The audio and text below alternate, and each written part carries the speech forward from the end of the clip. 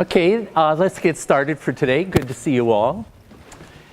Showing again your persistence, neither hail nor ice nor snow can stop us.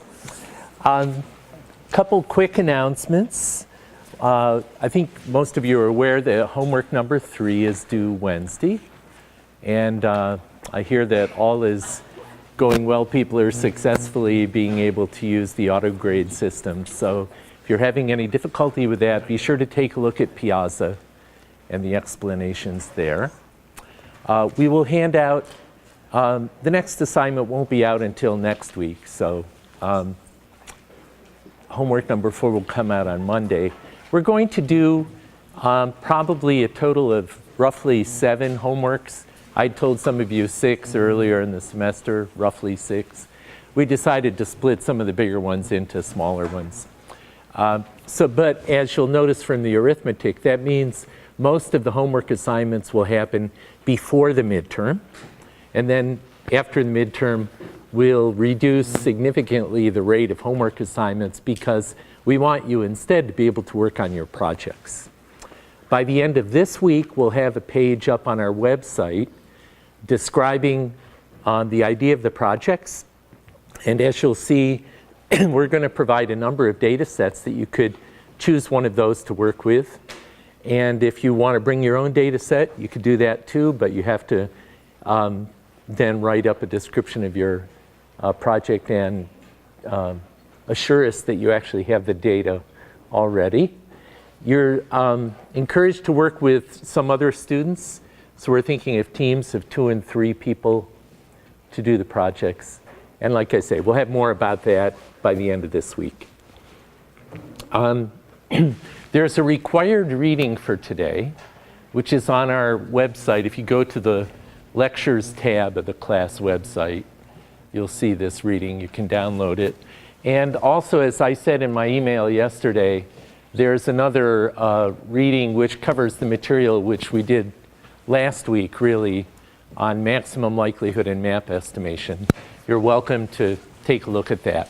For both of these, if you find any ways to improve it, please let me know. I'm interested in refining this and making it more useful for other people in the future. Okay, any questions about logistics before we talk technical? Okay, let's get started then. So we were talking last time about Gaussian naive Bayes. And I mentioned earlier in the semester that I have a couple pictures I carry around in my head. And so I thought I would share one of the pictures for Gaussian naive Bayes. As we discussed, Gaussian naive Bayes is just like discrete valued naive Bayes, except that we assume the x sub i's are continuous variables. And so we have to have some kind of probability distribution that's appropriate for characterizing p of x sub I given y. And the reason we call it Gaussian naive Bayes is we choose a Gaussian distribution to do that. And so here's a, I think, helpful picture. Let's take a simple example of saying that we're trying to predict a Boolean variable, whether somebody plays basketball or not, based on 2 continuous variables, their height and their machine learning grade. And so because they're continuous variables, it's kind of handy to think of the 2-dimensional space in which they live.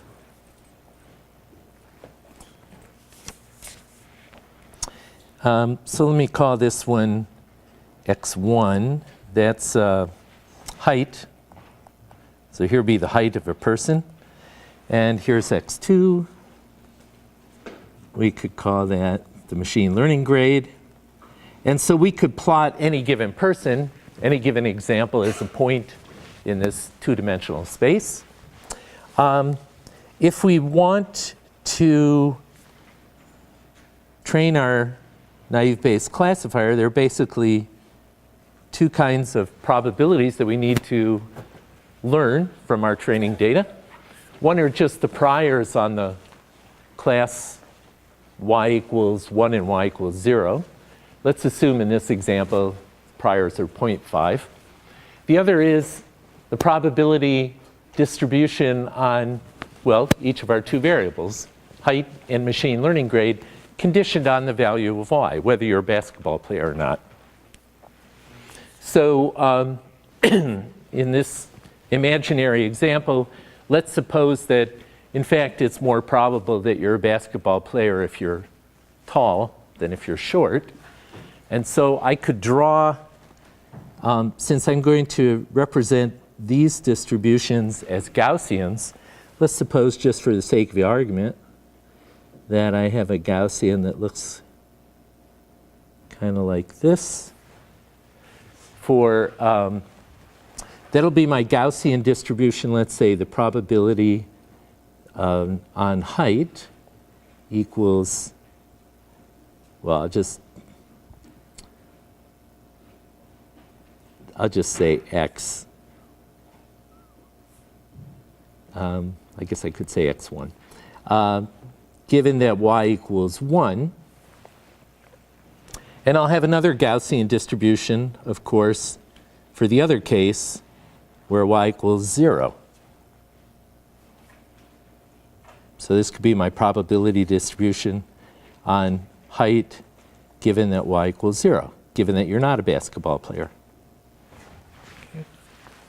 So these will be the two distributions I'm going to have to learn from training data.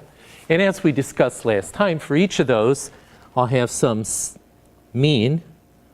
To define a normal distribution, I need to have a mean. This will be the mean for x sub 1 and mu and y equals 0.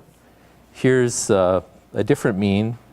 This will be the mean for x sub 1 and y equals 1. Okay? And so given some training data, we might estimate these mu's and some sigma as well. We'll have a sigma here that characterizes the width of these distributions. One for the case where y equals 0, another distribution when y equals 1. Okay. And then similarly, of course, I'll have for my other x sub I, x2, I'll have another pair of Gaussian distributions, one conditioned on the assumption that y equals 0, one for y equals 1. So I could draw those too.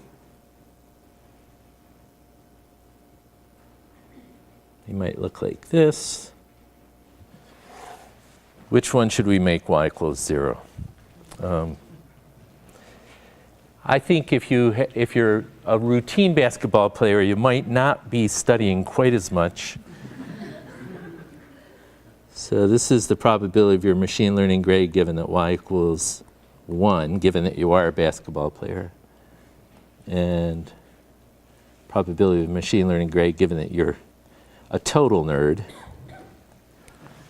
All right. Okay, so those are the distributions that we end up learning. These four conditional Gaussians, conditioned on y equals 1 and 0, plus that prior up in the corner.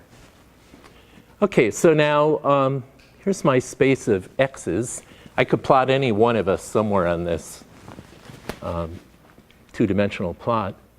Where is, let me ask you a question. Where is the point, where's the combination of x1 and x2 which is most probable given that you are a basketball player?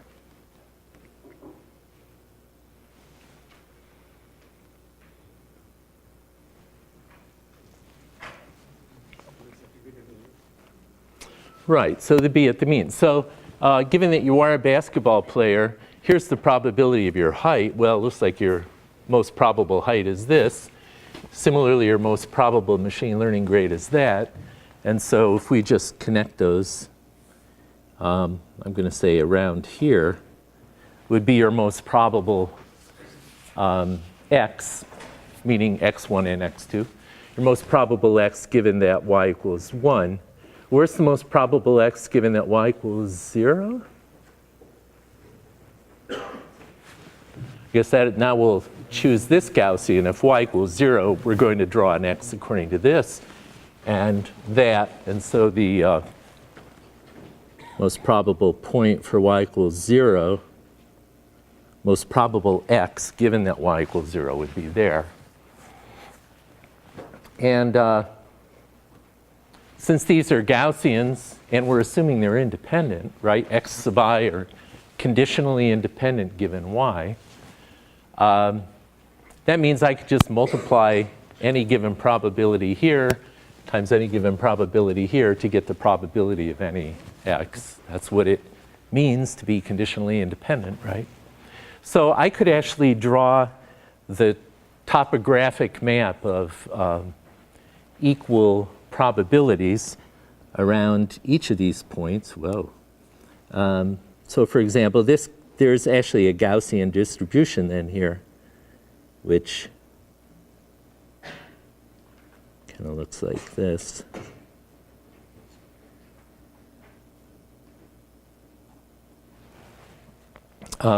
So here's the most probable x given that you're not a basketball player, and then the decreasing probability around there, which is simply the product of these two probability densities.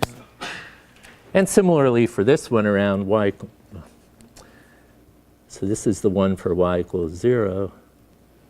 I guess I should say p of x given y equals 0. And here for y equals 1, similarly. I'm going to draw this more carefully.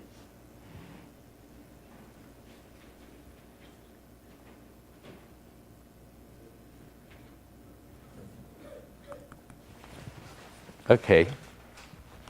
So this is actually the way that I keep in mind what we're modeling when we train a Gaussian naive Bayes classifier, right? We're really just estimating these independently for each x sub I, the Gaussian distribution that goes with y equals 1 and y equals 0.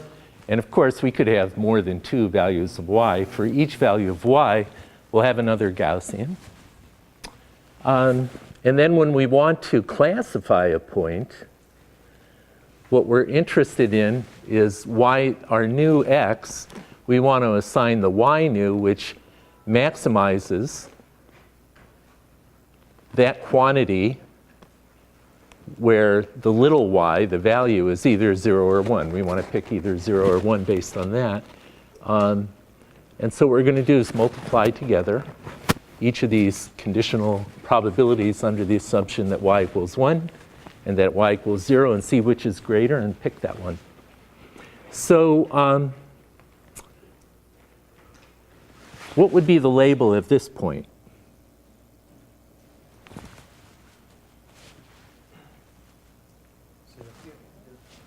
Zero. That's a y equals 0 point. And I could, of course, I'll put a y hat there to mean it's our estimate. I could pick any point on that plane and ask for the label. So let me instead ask, where's the dividing surface, the decision surface here, between the region of the space where y equals 0 and where y equals 1? We just say it's half the Euclidean distance. Right. So we're just going to have to find the place over here. P of x given y equals 1 is much higher than P of x given y equals 0.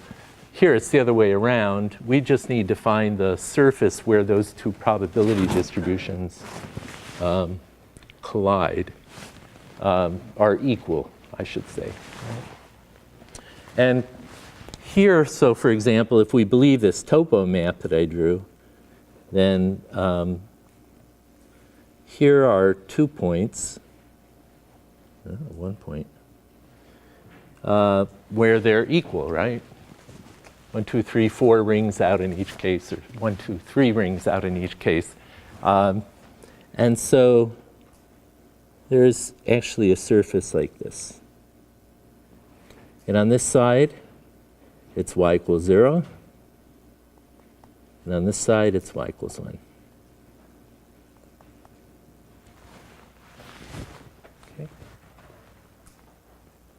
Now I drew that as a straight line. Is it really a straight line? Probably not. In general, no. But if my Gaussians here are spherical, then in fact it will be. And in fact, the interesting thing we can say is that this will have a linear decision surface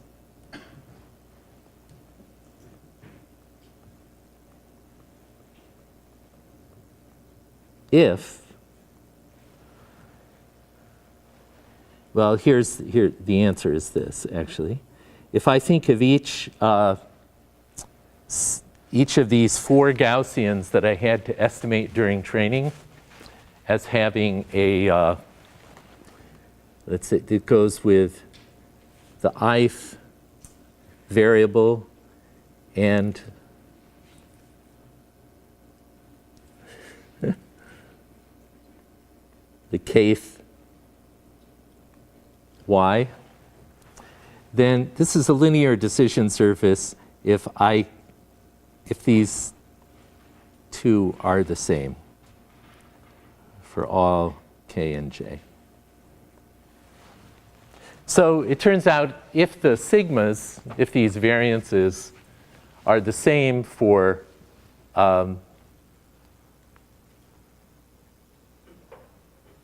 independent of class, then it turns out that this will end up being a linear decision surface. And if they're not, then it usually won't be. And one way to, I could also, for example, instead of hanging with spherical Gaussian, I could have a Gaussian that looks like this.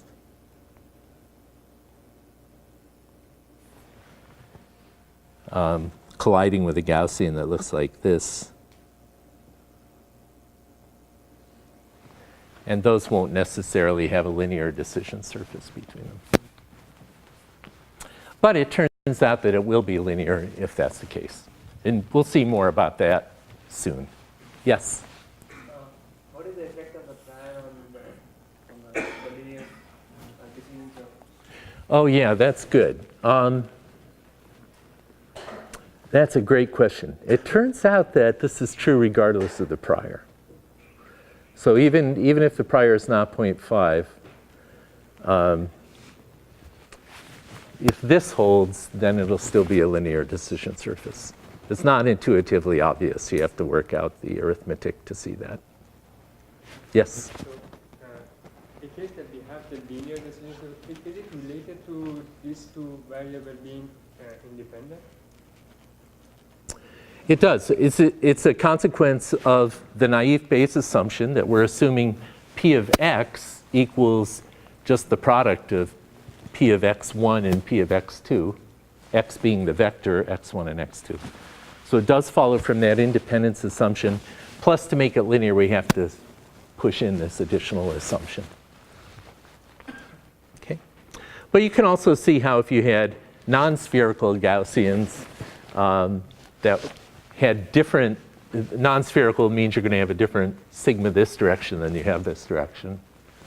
And if they were different also by class, then you could easily make nonlinear decision surfaces.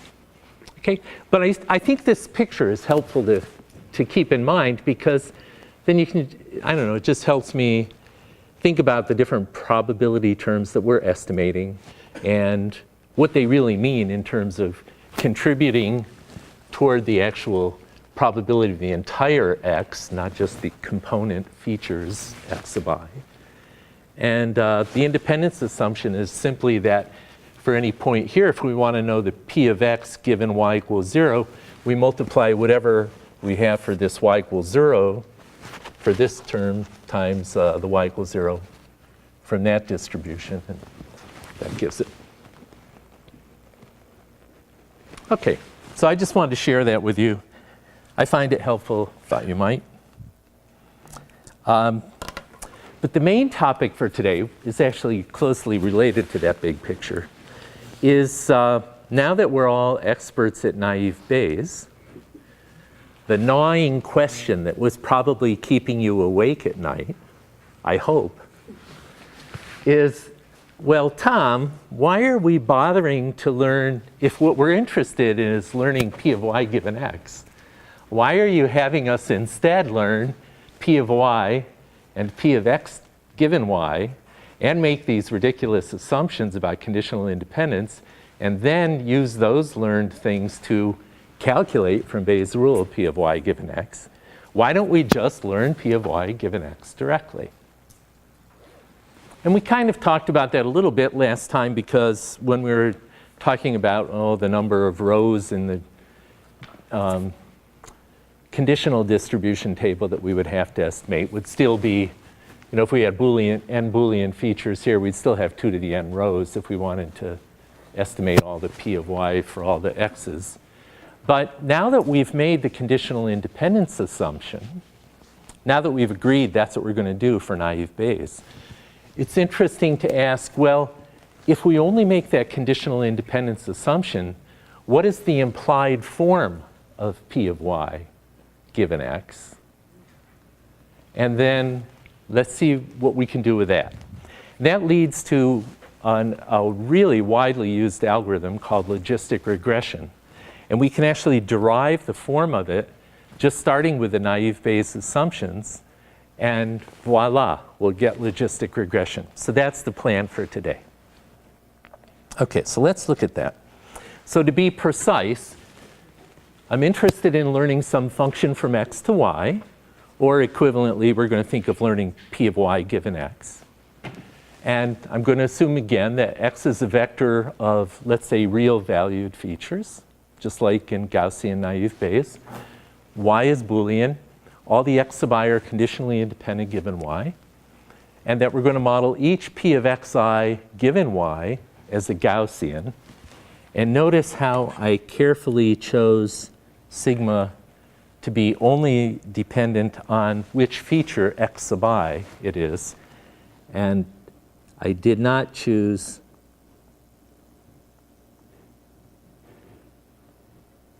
the general form.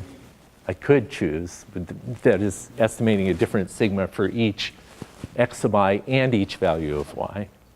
The reason I did that is this is what's going to give us the logistic regression form, just like it's what gave us the linear decision surface in our big picture. And I'm going to model y as just a coin flip Bernoulli variable, 1, 0, with a single parameter, pi we'll call it, same one as theta we called before, just giving us the priors. So then what does that, if we just plug this in, we get a P of y given x that we can calculate from Bayes' rule. If we do that, it gives us a particular form, parametric form for P of y given x. And here's the form. So if we make exactly those assumptions and no others,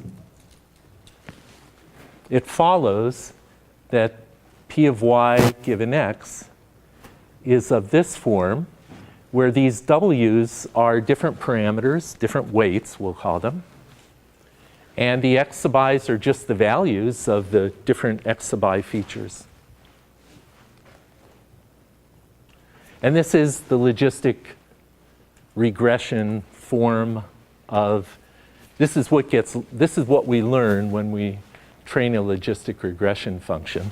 And what we learn from the training data are estimates of these different w's. Okay, so why is that the case? Well, here's the derivation, and in the required reading, the derivation is there in full gory detail. Here I'm just going to sketch it, but it's pretty straightforward. So if I just write down the expression for the probability that y equals 1 given x, starting with Bayes' rule, then in the first step, all I'm doing is dividing by the numerator. So if I divide by the numerator, now the numerator becomes 1, and the denominator, this numerator is the same as this expression. These two things are the same. So I get a 1 plus the second term divided by the numerator. And then, for reasons that seem kind of silly, but will turn out to be fortunate for us, we appear to complicate the expression just by taking the exponent of the log. And that we can do that just because for any x, x equals the exponential of the log of x. That's kind of the definition of log, right? So all I'm doing here is taking what we already had and just saying, let me put an exponential and a log around that. The reason I'm doing that is now I can take the log of that product and turn it into the sum of their logs. So this log of p of y equals 0 over y equals 1 is now just the log. Oh, here I haven't actually changed anything. I'm just plugging in our estimates.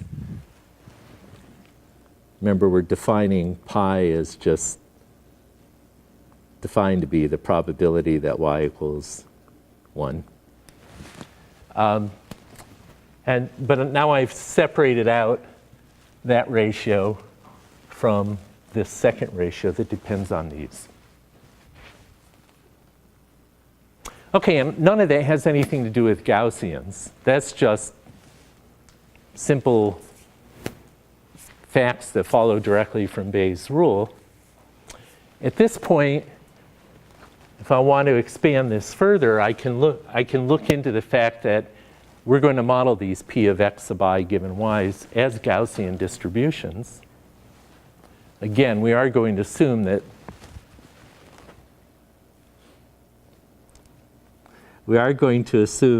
sigma is independent of the value of y.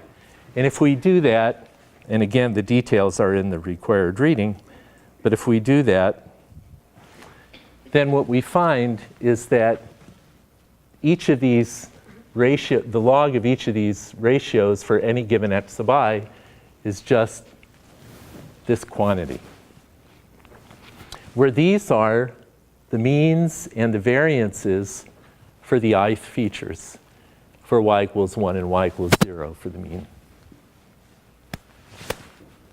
And you can work out this, and it's in the reading, as I mentioned. But the interesting thing here is now you can see that this turns into a linear sum of a bunch of constants that don't depend on x and x times some coefficient. And so we can finally, if we carry that all the way through, we do see that just as promised, p of y given x is of this form.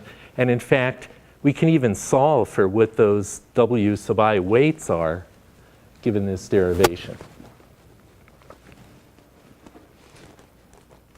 Okay?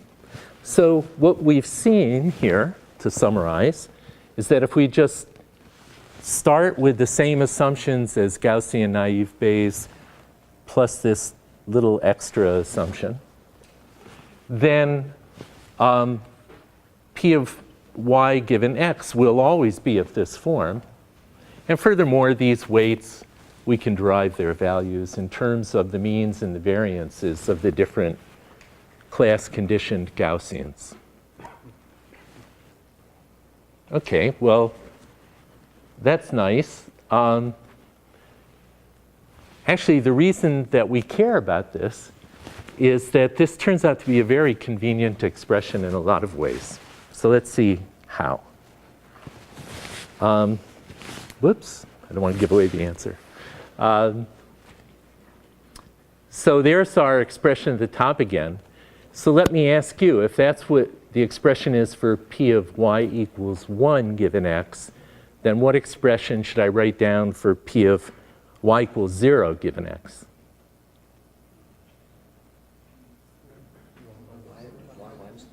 Yeah, it's 1 minus that. So I'll give you the denominator.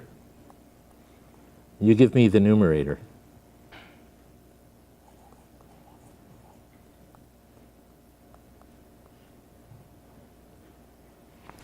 same expression as a denominator minus 1. Right. It's just this.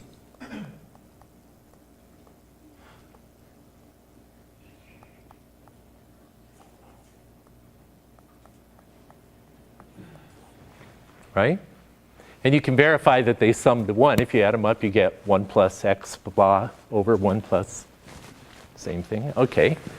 Then what's the ratio? If I want to take the ratio of y equals 0 to y equals probability of y equals 0 to 1 given an x, what's the ratio? Right. It's just this. I've got to either get a different arm or a different computer.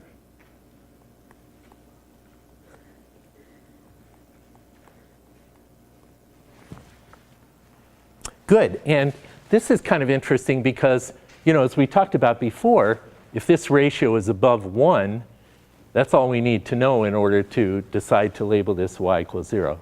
If the ratio is below 1, we're going to label it y equals 1. So all we have to really do once we've trained our model is look at this expression and see whether it's above or below 1. Or equivalently, so we're interested in whether this quantity is more or less than 1. Equivalently, we could ask whether the log, of course, is more or less than 0. And well, the log of that is even easier.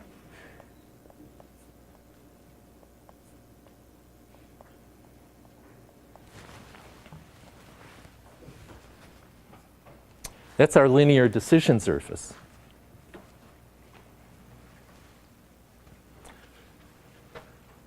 In fact, the idea of logistic regression is to just directly learn the coefficients that define the linear decision surface instead of going through all the rigmarole of learning the mu's and the sigmas and then solving for things afterward. But it's not just that we only know whether to say yes or no. We also know the probability of y given x because of these expressions. So we're not giving up anything. We can use this form if we just want to say whether y is more probably 1 or 0. But if we want to really know the probabilities, we have these also relatively simple expressions just to use to plug things into. Okay, so that's the idea of logistic regression. Instead of learning our mu's and sigmas, we're just going to learn the w's directly from the data. And this will have a couple of advantages. One is sometimes we will find that if we don't have infinite data, that's all the time. Sometimes we will find that we get more reliable estimates given limited data by estimating the w's directly instead of going through the intermediate step of getting the mu's and the sigmas. In addition, it will turn out that we're going to use a method for training these weights that even though this derivation that we did of the form, the parametric form of p of y given x, depended on the conditional independence assumption, the way in which we train logistic regression to pick the actual values that we're going to use as our estimates of these, that training method is freed from the conditional independence assumption. So in that sense, logistic regression is a little bit less handcuffed by the conditional independence assumption than the way in which we would train our mu's and sigmas. Even though it's partially handcuffed because, as you saw, when we derived this form for p of y given x, we were making the conditional independence assumption. Plus that other little annoying assumption about the sigmas being independent of y. Okay, so let's also take a look at what that logistic function looks like. This 1 over 1 plus exp of something is often called a sigmoid function. Here's what it looks like. I do 1 over 1 plus exponential of minus b. The value of that function ranges from 0 to 1. Well, that would have to be since it's giving us a probability. And here you can see that as b varies, that is, as this quantity varies, if its value is 0, we get an output of 0.5. So if this quantity is 0, we get an output of 0.5. And as it grows one direction or the other, we get closer and closer to 0 and 1.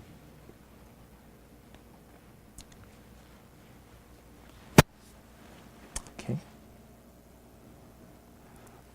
So far, we've derived this logistic regression expression, assuming that y is just a Boolean variable. In fact, we can do the same thing. It extends easily to the case where y is any discrete valued variable with any number of values. It's just that if y takes on, say, r values, then we have to learn for each of these possible values a separate set of weights. So now I have, for example, for y equals little yk, I have a weight that depends both on, for each feature I, each x sub I, and for each value of y sub k. And in fact, because these probabilities sum to 1, right? If I give you an x and I say there are 13 possible classes, and if you calculate the probability for 12 of those 13, you get the last one for free because those probabilities do have to sum for 1 to 1. And so we actually need r minus 1 sets of weights. And the last, of course, we can just take 1 minus that sum, which will give us this. And this is the same thing we saw when I asked you, what's the probability of y equals 0 given x? And you all said, oh, it's just 1 minus what we already had. Okay, so there's a simple extension of this to y takes on any number of discrete values. So that's logistic regression.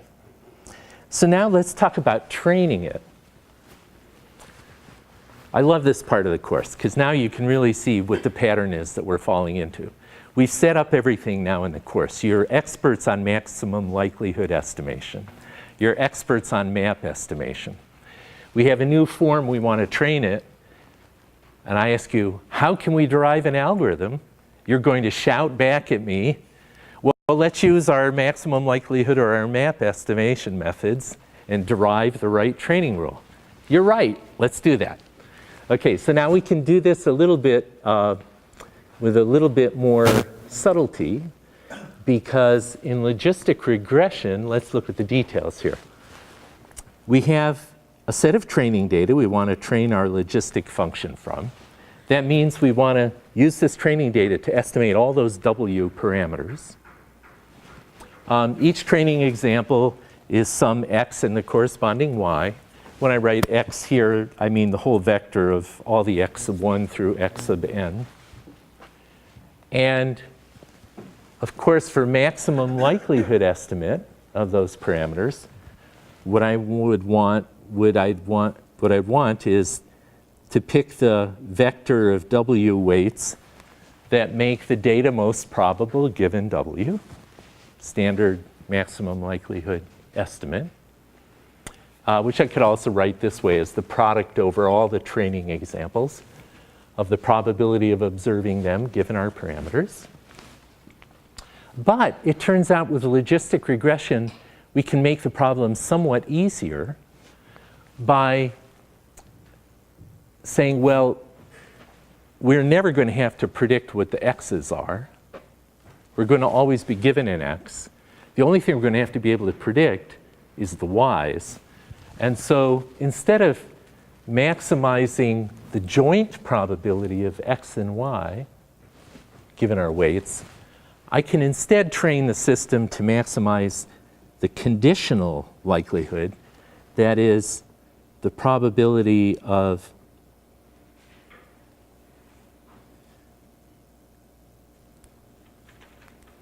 just x given y. Oh, got it backwards, Tom. Somebody should have corrected me there. Okay, so instead of trying to pick the W that maximize the joint probability of x and y, given that we're always going to be shown the x, we don't really care what that probability is. All we need to do is maximize the conditional probability of y's, the training labels y, given the x's that we do observe. And so this is what we'll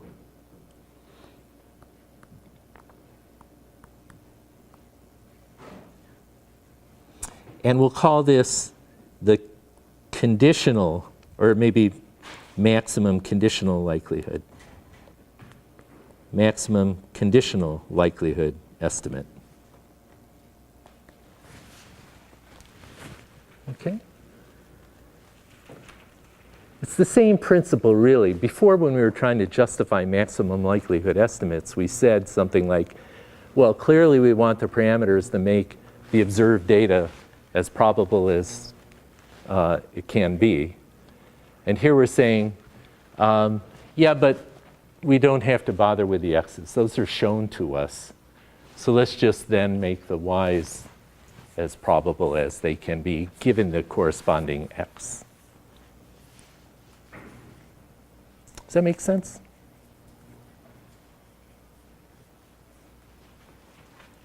Good. So we can apply that maximum likelihood principle to any probability distribution. Could be a joint distribution, could be a conditional distribution. It's the same principle, it's just the form of the distribution we're applying it to. Okay, so now let's do that. I guess this is just summarizing what we said. So we're now going to choose our parameters, that vector of W weights, in a way that maximizes the conditional likelihood. Our data looks like this, but instead of maximizing the full likelihood, we'll just worry about the probability of the y's given the x's, and pick the W that maximizes that. Now, okay, so that's good. That's the principle. But just like when we were worrying about coin flips, once we wrote down the principle, we had to then derive a formula for what, given the x's and y's, in the case of the coins, given the x's, what would be the theta. Here we have to say, well, we need a formula so that given the x's and the y's, what will be the w's. And when we do that, to do that, we have to start by writing down an expression for the conditional likelihood itself. So again, the conditional likelihood is just the product over all the training examples. That's what L is. L is the ELF training example of observing the ELF, the label Y for the ELF example, given the X's for the ELF example. Again, it turns out to be more convenient to work with the log. So we can instead take the log of that probability and therefore the log of the conditional likelihood. If we write that down, simple way to write it down is with this expression.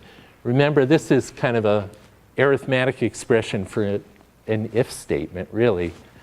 If y can only be 1 or 0, then this statement is saying, well, the log likelihood for the ELF example, if y equals 1, we're going to use this term. And if y equals 0, then this term will be 1, and we'll use this one. So we're either going to take, if y equals 1, the log probability that our weights have assigned to that, or if y equals 0, the log probability that they've assigned to y being 0. That's the conditional likelihood. Then we can rearrange that a little. This first step, all we're doing is taking the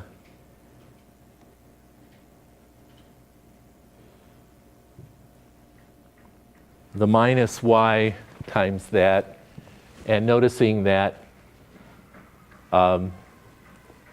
we can merge that into here to take the y that would give us the log of this minus the log of that.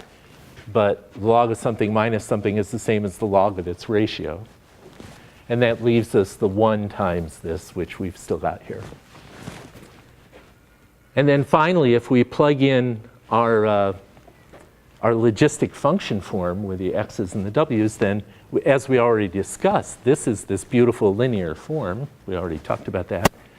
And here we get this expression.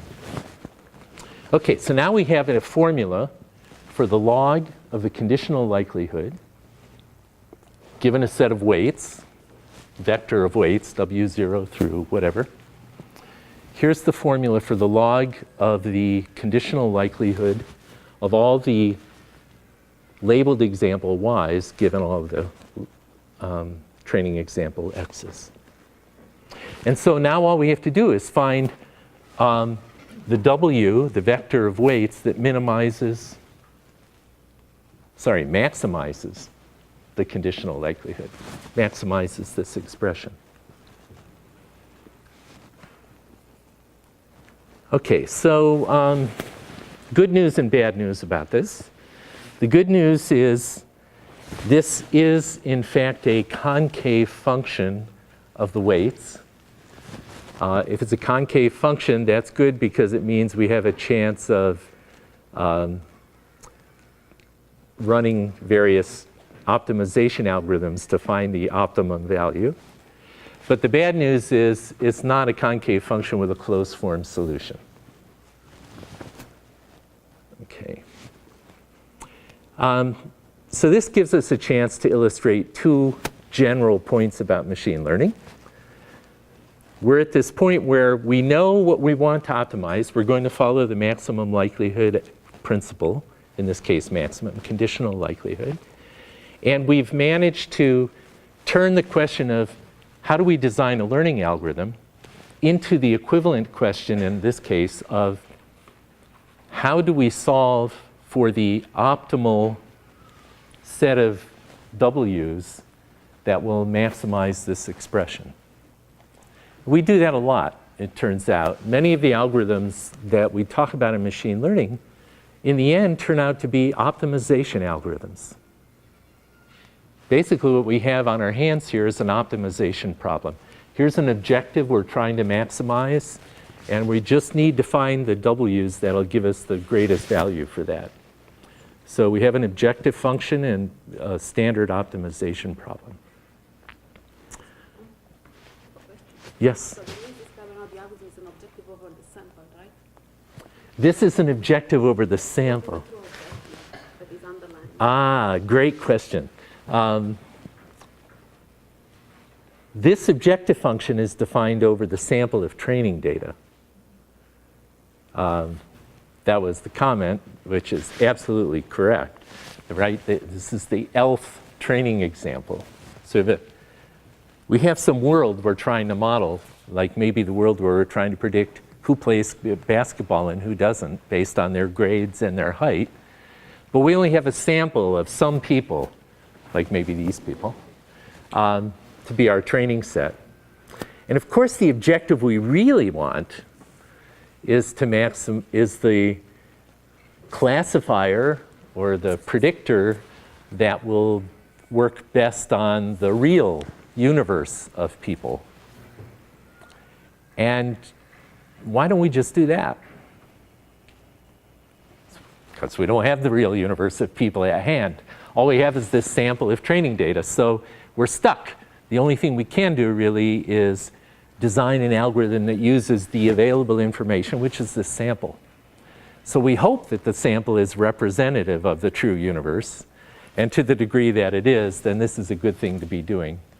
And we will be talking a little bit later about what kind of trouble we can get in and whether we can bound the trouble that we get in by taking samples of different size in different ways from that universe that's out there. So it's a good reminder, though, that we're really still defining that objective function in a way that we're forced into, that is, it's in terms of the training data. Okay, so the final principle this illustrates is that even though there are a lot of algorithms for doing optimization, for solving optimization problems. And you can take courses in optimization. In fact, the machine learning department offers a fantastic course in optimization methods. The good news is there's a fallback position that is widely used called gradient ascent or gradient descent, depending on whether you're trying to maximize or minimize your objective. And in fact, gradient ascent is arguably the best way to solve logistic regression. So we're going to we're going to go through gradient ascent for this. We'll derive it. And you'll see all the way down how to implement your own logistic function. But equally importantly, you'll see, oh, this gradient method just would work for even other kinds of concave functions that we're trying to optimize. So let's take a look at gradient. Oops, I have gradient descent instead of ascent. It's okay. So suppose we're trying to minimize some objective. And let's call that objective the function e. So I have some function, So I have some function e of my weight vector. And I just want to pick the weights, the vector of weights that'll minimize e. So what I've done here is I've just drawn a plot.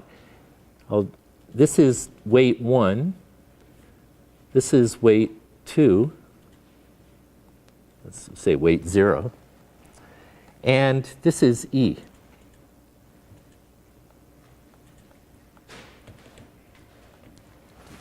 Okay, so you can imagine that for any, in this simple case, I just have 2 weights. For any pair of weights I choose, that's some point on this plane. And for that particular point on the plane, there will be some corresponding value of e. And so I can define this whole surface, the value of the function e, for any given point on the W0, W1 plane.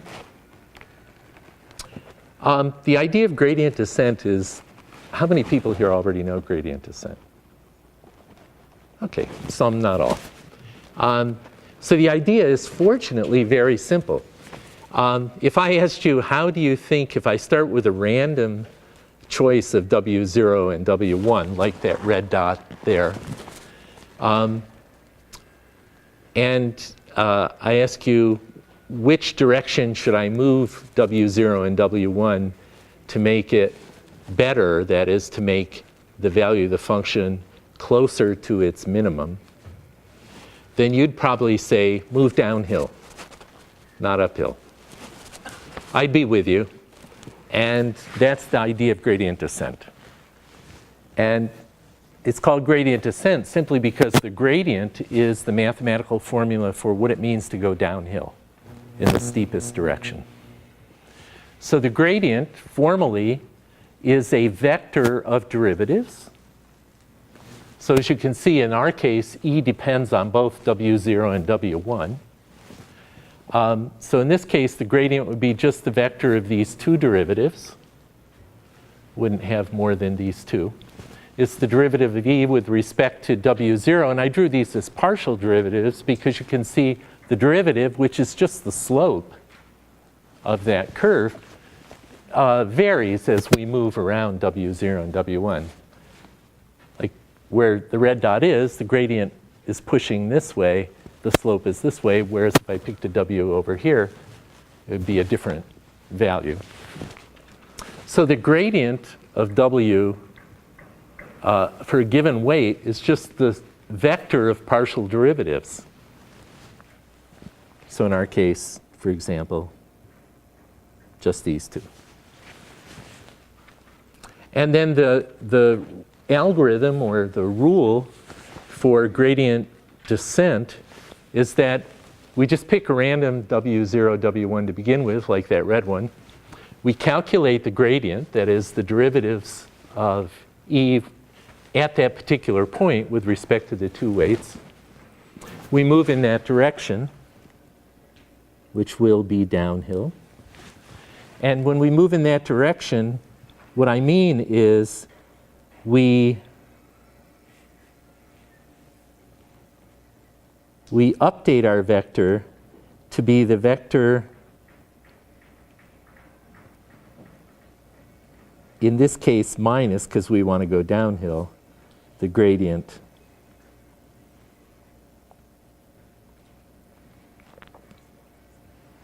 so we just update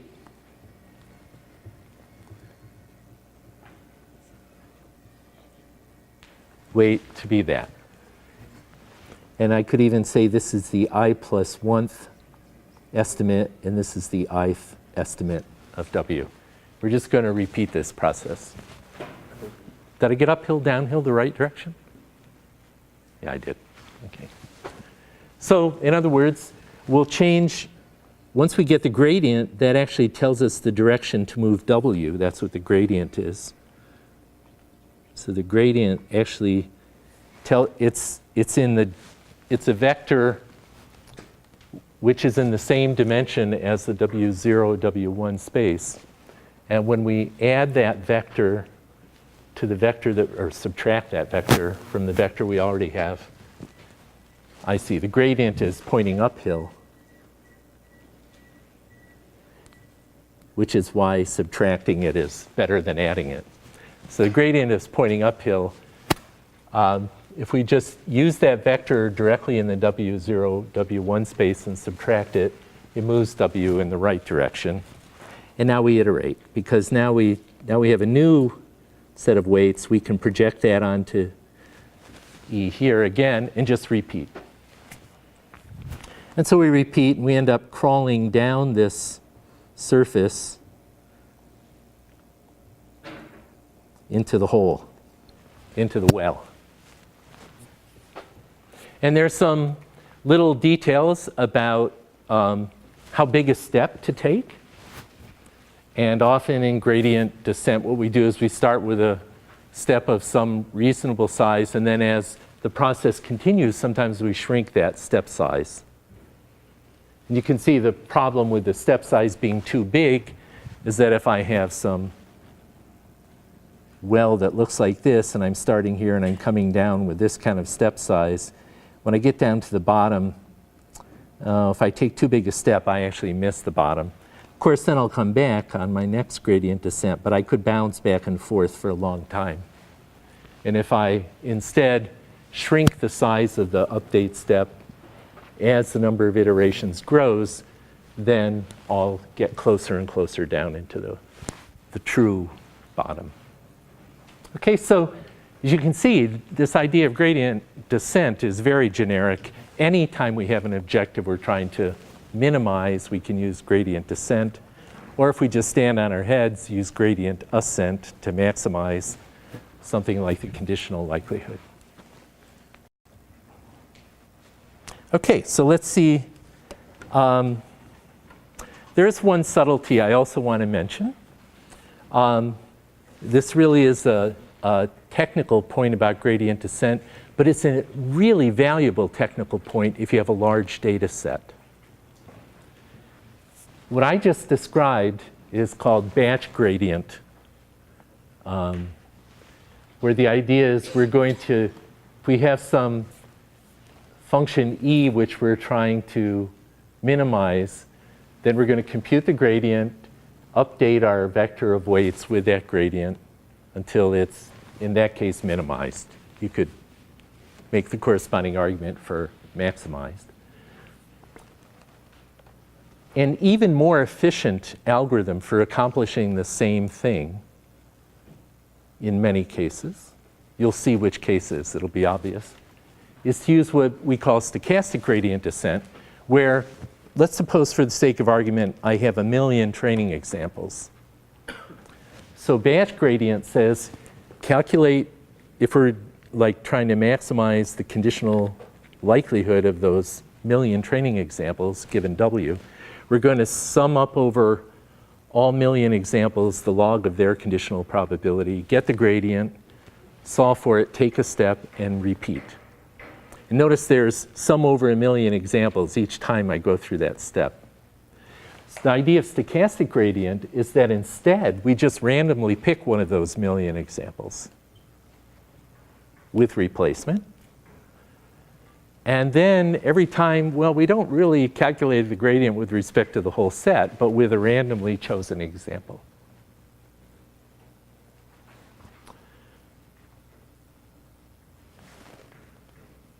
And we update the same way.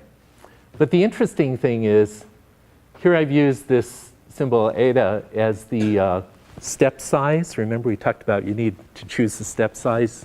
Maybe you want to shrink that as you get close to the bottom. You can show that as that step size goes to 0, this algorithm becomes that algorithm. Under certain, if the gradient is relatively smooth, you can kind of see that if this step size is very small, after you take a little step, the gradient's going to be about the same as it was before you took the step. And so as this goes to 0, this algorithm becomes that algorithm. And it's particularly valuable when our data is very large. If we have 1 million examples, we can either sum over all million and get the true gradient and use it, or we can run 1 million times faster and just pick one example and take a step. So here we're really getting an approximation to the true gradient really quickly, as opposed to the correct gradient really slow. And often the trade-off is in favor of doing this. And you can imagine all kinds of more sophisticated strategies, like do this for a while, and then when you get close to the solution, switch to that. Or instead of sampling just one example, pick 3 and take the gradient over those 3. So you can imagine a lot of engineering things you could do that are intermediate between these two extremes. And we do in practice this, but I wanted to point this out because it's actually a very widely used method for more efficiently solving gradient ascent problems. Okay, so back to our main storyline then. Well, what's the gradient of our log likelihood? We had said before that we now had an expression for the log likelihood. In the required reading, you'll see that the gradient is indeed this quantity. Okay, so let's look at this quantity. This is saying the partial derivative of that conditional log likelihood, which we're trying to optimize, with respect to any given weight wi, which goes with feature xi in our logistic function, is just the sum over all the training examples, if we're doing batch gradient, of this quantity. And what is this quantity? It's the actual feature value of x sub I. How high, how tall are you really? Or what is your machine learning grade? Times the correct label, yes or no, you play basketball, minus the probability that our model, our current, given a current weights, the probability it would assign to the label being 1. That's pretty interesting. This quantity in the bracket is just how wrong is our estimate, right? Y could be 0 or 1. If y equals 1, we want the probability that it assigns to y being 1 to be high, to be 1. So if the label is 1 and our model using the current weights thinks it's 1, then then the gradient is 0. There's nothing to change. It's already assigned a probability of 1 to y equals 1. On the other hand, if y equals 0, what do we want the probability that we want to predict for y equals 1? Well, if y equals 0, we want this to be 0. We want the probability of y being 0 to be 1. Therefore, we want the probability of y being 1 to be 0. So you can see this is really, this quantity in the bracket, very intuitive. It's the misassigned probability mass being assigned by our current set of weights. And if they correctly, for every time y equals 1, assign a probability of y equals 1 of 1, then there's no misassigned probability mass. If they only say, oh, 0.8 y equals 1, then there's 0.2 misassigned probability mass. And so you can see what this gradient is doing is it's basically intuitively doing just the right thing. The further our assigned probability is from the truth, the more we ought to change, the bigger the derivative of our objective with respect to a small change in the weight. Okay, and again, the reading has the full derivation of this. It's not a hard derivation. Yes? Can I ask you some big picture question? So why should we go from naive Bayes to this logistic regression? It seems like lots of hard work for the same purpose. Yeah, that's good. Great question. So the question is, wait a minute, we're down in the details, but you haven't really convinced me, you haven't really convinced us, I think was the intention, that logistic regression is a better idea than naive Bayes. Because we know it's really fast to train naive Bayes. And now we have to go through this complicated stuff for logistic regression. The short answer is almost always this gives you better accuracy classifying. The longer answer is why would that be? And I'm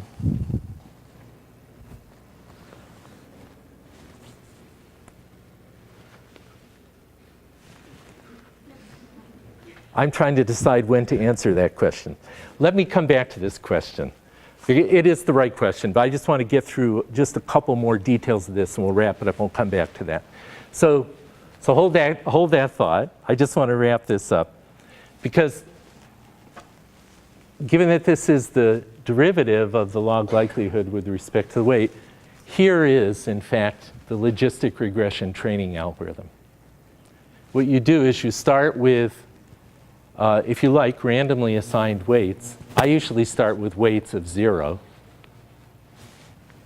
And then you just iteratively update the weights.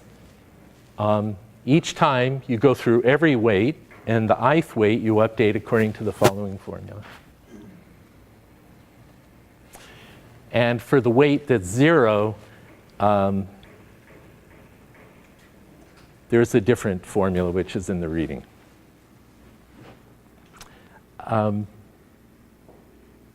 It's actually just substitute x equals 1, and you get it. So in terms of coding, this is a fairly straightforward thing to code, although it is true that in terms of execution time, this is a lot slower than simply calculating means and variances. Okay. All right, so now let's take on this question.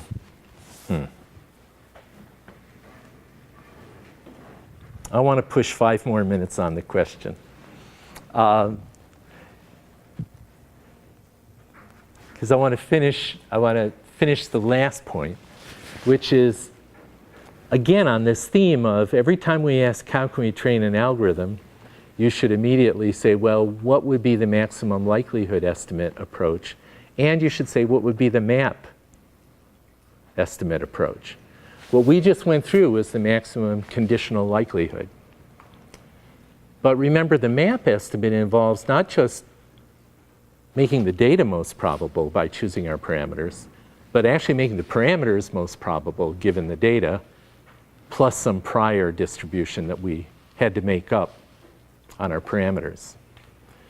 So it turns out in almost every case where you have lots of features, people use map estimates instead of likelihood, maximizing likelihood, for logistic regression. And the idea is straightforward. What we do is, now instead of just maximizing the conditional likelihood like we did before, we want that times the prior. Because this is the numerator of Bayes' rule, which would maximize the probability of W given the data. And the most common thing is to assume a Gaussian prior on each weight, where the Gaussian has a 0 mean, which means we just assume weights are small. is all this prior really means. It means it's most probable that the weight will be 0, and then there's a smaller prior probability that the weight will be non-zero, equally negative or positive. But the bigger the weight, the less probable a priori. It's like saying most features are not relevant to predicting most things. If we put that in, it just gives us a tiny modification. Here was our map conditional maximum likelihood estimate rule for training logistic regression. And if instead we add in this prior as a zero mean Gaussian, it just gives us this additional term in the update. What is this term doing? Every time it's pushing W towards 0. So we're going to add to W everything we were adding before, plus this additional term. If W is positive, then this expression will be negative. If W is negative, this expression will be positive. Both ways it's pushing it towards 0. And again, this is just the step size for the gradient. And this lambda is a constant that we have to make up to say how much we're forcing these weights towards 0. That lambda is the same choice as saying what's the sigma in this Gaussian prior that we put on W.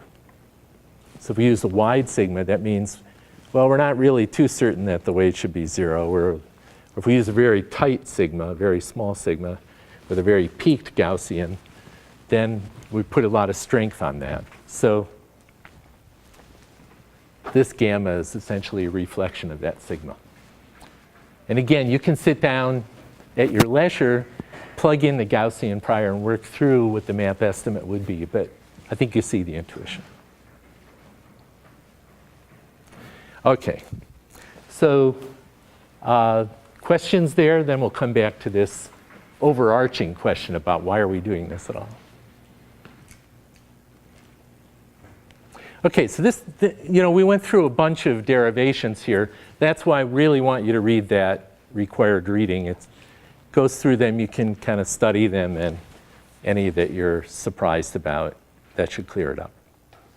So let's move on then to this very interesting question of, well, what is the trade-off then between Gaussian naive Bayes or other kinds of naive Bayes and logistic regression? And oh, by the way, you can use this whether x is continuous or discrete. X could be Boolean, and this is still the, oh, we didn't show that. It turns out that if x is Boolean, you still get the same parametric form of P of y given x, the same one that we derived starting with Gaussian naive Bayes. So this logistic regression thing is more general. You can use it with combinations of continuous and discrete variables. But the question you're asking, which I think is just the right one, is, well, then what's the trade-off? We now have two different algorithms. They're closely related.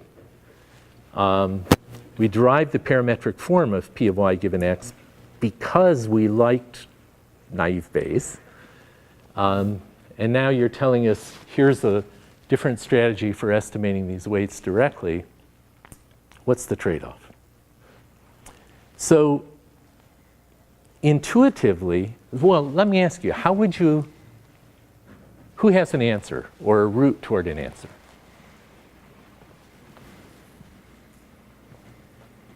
I think it will depend like what we value more. Do we value like the precision of our predictions, or we value like the efficiency? That's good. So one comment, the comment down here was maybe there's a trade-off of efficiency of training for precision of accuracy of the trained model.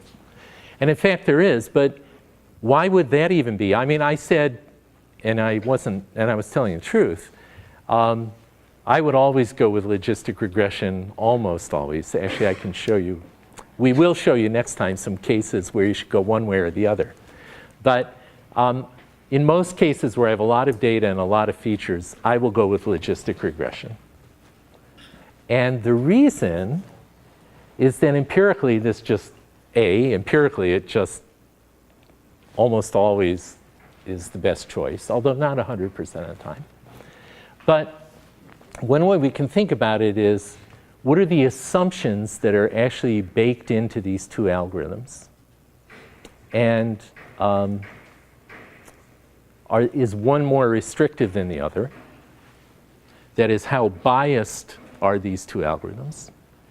The other question we can ask is, given that we only have finite training data, is it true that one of these algorithms can converge toward its best parameter estimates using less data than the other? And it turns out these algorithms differ along both of those dimensions, which makes it pretty interesting. So let's start just by asking, well, how many different parameters are there being estimated in these two cases? And what are the assumptions baked into the learning algorithm? So let me ask you first, how many parameters, I'll just ask you here, how many parameters for Gaussian naive Bayes, and suppose we're learning a Boolean, we're trying to predict a Boolean y from a bunch of Boolean x's.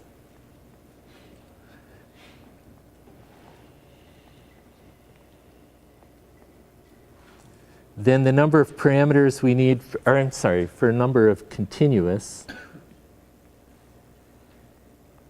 these are real valued x's. Then how many parameters do I need for Gaussian naive Bayes? How many am I estimating?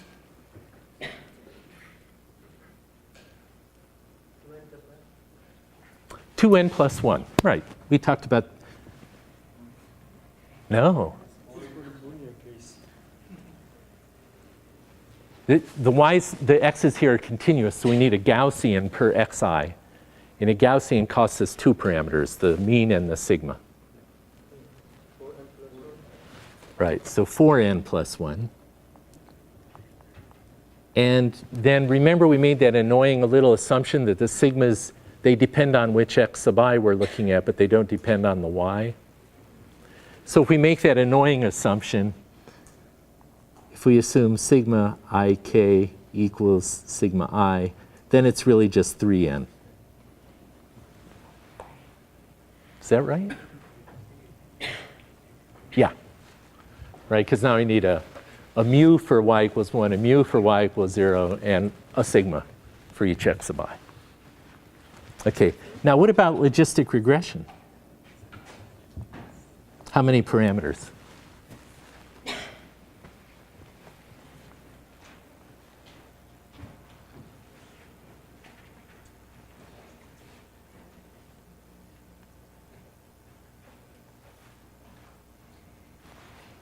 Wow.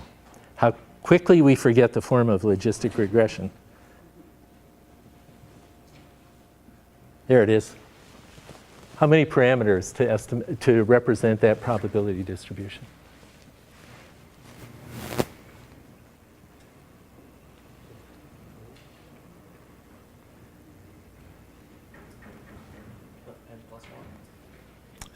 N plus 1. Yeah, it's just the number of w's. Right, we have a w for each x sub I, plus we have a w0. N plus 1 parameters. Okay, so based on this, and that'll have to be all we base it on for today, but we'll come back to this question right away next time. Based on this, at least we can see that logistic regression involves estimating fewer parameters than naive Bayes. And all other things being equal, usually having fewer parameters means that we can get away with less training data to estimate them. But it also usually means that we have a more biased learner, because given fewer parameters, it's not as expressive. In this case, as we'll see next time, the trade-off is a little more subtle than that. it is true that logistic regression is both more biased and less biased than Gaussian naive Bayes. More biased in the sense that it only has n parameters. It can only represent linear decision surfaces.